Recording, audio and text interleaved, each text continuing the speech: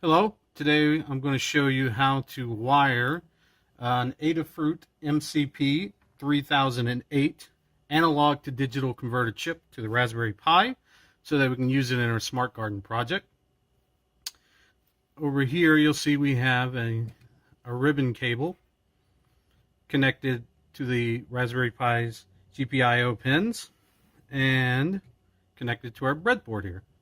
All this basically does is extend GPIO pins, so if you want, you can go ahead and wire them directly from the pin to the breadboard, or if you're feeling brave, you can wire the chip directly to the pins.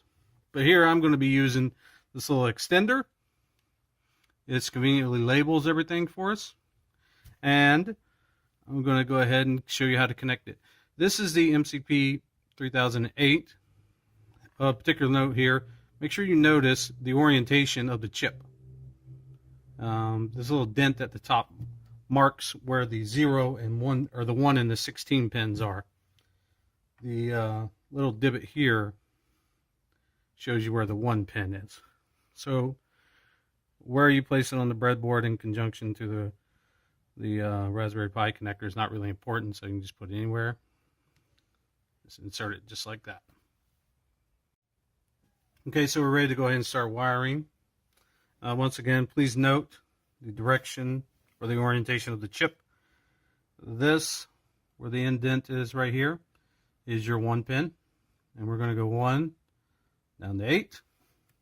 Over here on this side, we're going to go 9 to 16. So make sure to note that if you're using the Adafruit's online wiring diagram. So the first thing we're going to do is we're going to hook our pin 16 here. Any of these holes in this row will do. We're going to connect that, the VDD pin 16, to the 3.3 volt positive lead over here. Next up we have the voltage reference. Once again, we're going to do the exact same thing. So that's pin 15 right here. And we're going to connect that to the 3.3 positive lead. And then we're going to go for the analog ground. That is pin 14. So we're going in a nice little row here. And we can connect this directly to the ground. So that means we could do it over here. We could do it over here. Or if we wanted to, we could use one of the pins on the Raspberry Pi. Just to keep things consistent here, I'm going to connect it to the 3.3 volts to that rail's ground. Next, we're going to have the clock signal. So this will go on pin number 18, the GPIO pin number 18 here. It's the only pin on the Raspberry Pi that will actually do cyclical cycles using the clock for the analog.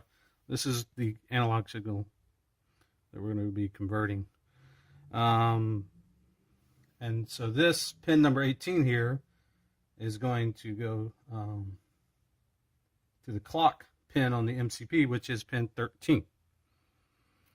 So we're working our way down from 16. So again, pin 13 here is the clock signal, and it's going to connect to the Raspberry Pi's pin 18.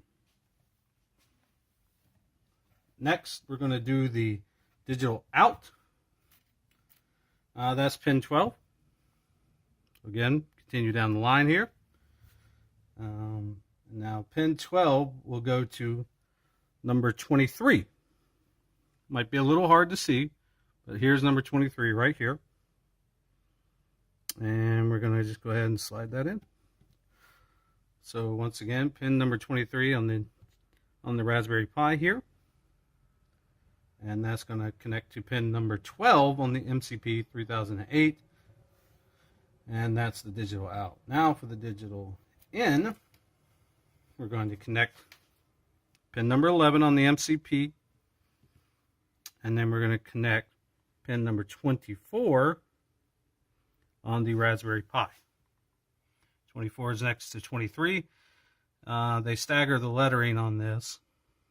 So you can see 23 down here, 24 right here. So it'll just go in right beside it. And then we have two more, I'm sorry. The CS, that's pin 10. So again, we're working our way from 16 down to 9, and this is pin 10. It's kind of hard for you guys to see there, but pin 10 will go to number 25 on the GPIO. So we've done 23, 24, and now we're going to do 25. Note up here that it goes 23, 24, ground, and then 25. So we will be skipping this spot. And then the last is the digital ground. That is pin number 9. We will connect that to any ground. So we go ahead and connect that to the pin over here. Make sure you guys can see. So connected to pin 9. And we'll just go ahead and connect it to the 3.3 ground. And so there we go. That's how we wire the MCP to the Raspberry Pi. The next video we're going to show is how to wire a moisture and a temperature sensor to the MCP. And we will be using this side of the chip, 1 through 8. Those are going to be our in channels.